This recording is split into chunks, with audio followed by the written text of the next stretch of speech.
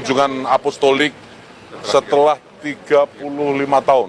Jadi kunjungan pertama pada tahun 1970 Paulus ke-6, kemudian tahun 1989 Paus Yohanes Paulus kedua, dan sekarang beliau hadir di sini. Nah, ini tentu sekali lagi kebahagiaan dan kebanggaan bagi kita semua. Dan tadi beliau menyampaikan pesan bahwa pentingnya bagaimana kita menjaga dialog antar iman. Karena dialog antar iman itu menjadi kunci bagi toleransi dan perdamaian dunia. Halo saudara-saudara yang diberkati oleh Tuhan, berjumpa kembali bersama dengan saya di channel ini. Apa kabar kita semua? Saya berdoa kabar kita selalu baik-baik saja dan diberkati Tuhan. Amin. Video kali ini kita akan membagikan video cuplikan terkait berapa hari yang lalu ada seorang ustadz yang menuding kedatangan seorang Paus Fransiskus.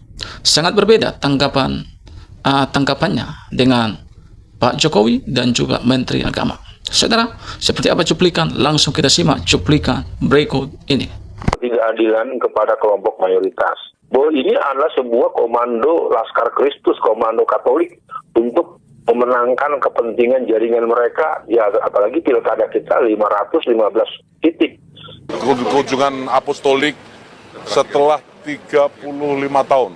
Jadi kunjungan pertama pada tahun 1970 Paulus ke-6, kemudian tahun 1989 Paus Yohanes Paulus kedua, dan sekarang beliau hadir di sini.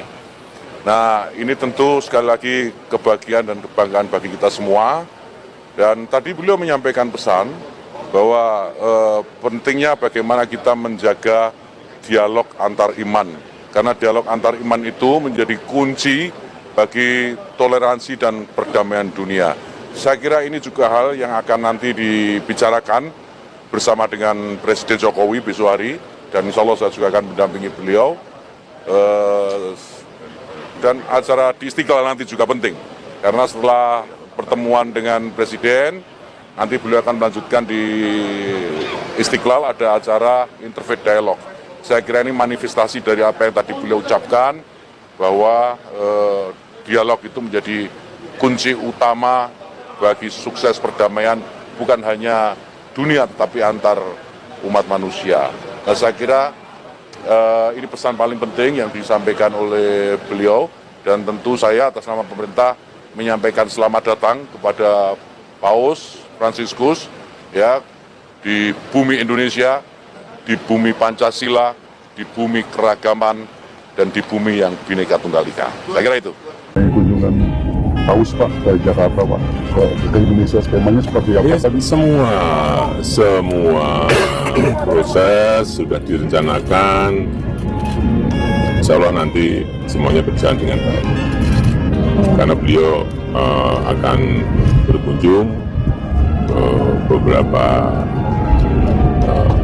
tempat dan juga akan mengadakan misa di Gelora Bung Karno yang akan dihadiri oleh umat Katolik Indonesia. Akan mengikuti agenda Paus ke itu atau ke GBK juga?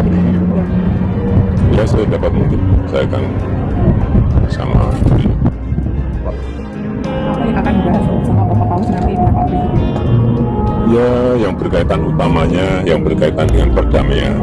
Itu yang sangat penting yang akan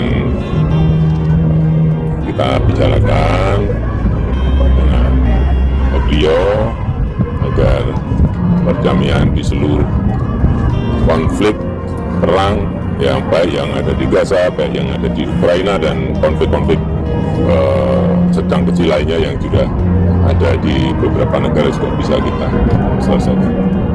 Oke, teman-teman sekalian, itulah penjelasan daripada Kementerian Agama dan juga Bapak Presiden Jokowi ya, yang menyambut baik kedatangan daripada Paus Fransiskus. Jadi kita teman-teman sebenarnya cukup senang ya dikunjungi oleh orang nomor satu dari negara Roma. Jadi jangan seperti pemikiran yang dimiliki oleh Ustadz Alfian ya, yang tentu saja menuduh, ini sebenarnya menuduh dan sekaligus memfitnah sebenarnya.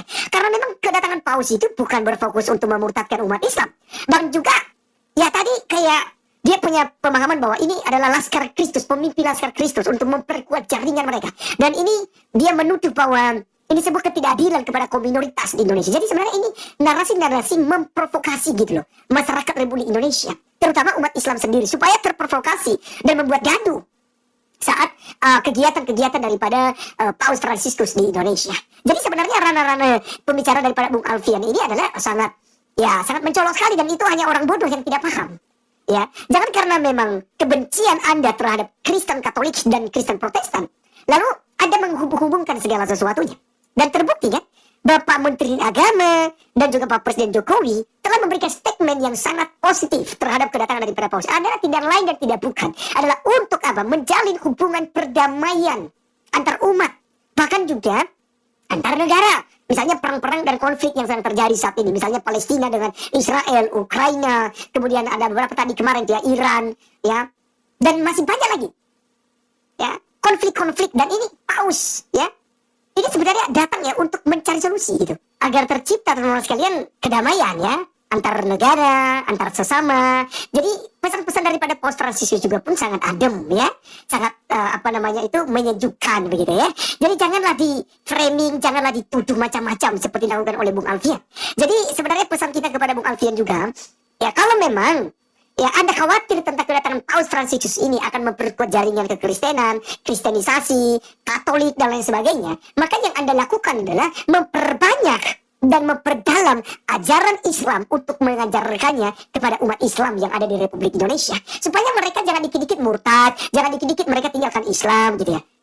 Jadi itu yang Anda memperkuat. Jadi sebenarnya jangan menyerang Katolik, menyerang daripada Kristen Protestan, tapi yang Anda lakukan adalah memperkuat akidah umat Anda, membina mereka agar mereka memang benar-benar yang berpegang teguh kepada Allah Subhanahu wa Ta'ala dan kepada baginda Muhammad yang adalah Rasul yang diimani oleh umat Islam.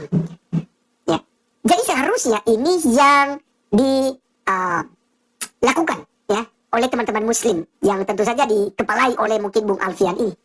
Jadi jangan sampai kita buat yang namanya pesimis gitu ya, bersikap pesimis dan juga menduga, menuduh dan mencurigai gitu. Ya. Karena memang Anda tidak lebih hebat daripada Presiden Republik Indonesia. Anda tidak lebih hebat daripada Kementerian Agama. Kalau mereka saja menyambut dengan baik, maka apalah Anda? Ya kan? Jadi saya berharap statement-statement seperti itu ya kita jangan buat. Ya. Karena itu akan memicu polemik dan menjadi sebuah persoalan di negara kita. Ya. Jadi mari kita menjunjung tinggi nilai Pancasila, menjunjung tinggi ya. Kita punya kebinekaan tunggal ika. Ya, mari kita masing-masing. Ya. Jangan sampai kita menciptakan suasana yang tidak baik sehingga membuat suasana tidak menyenangkan. Nah, teman-teman, itulah dia video yang baru saja kita tonton. Seharusnya kita sebagai negara kesatuan Republik Indonesia bersyukur dan berterima kasih buat kedatangan orang nomor 1 yang ada di Roma, yaitu Paus Fransiskus datang ke Indonesia.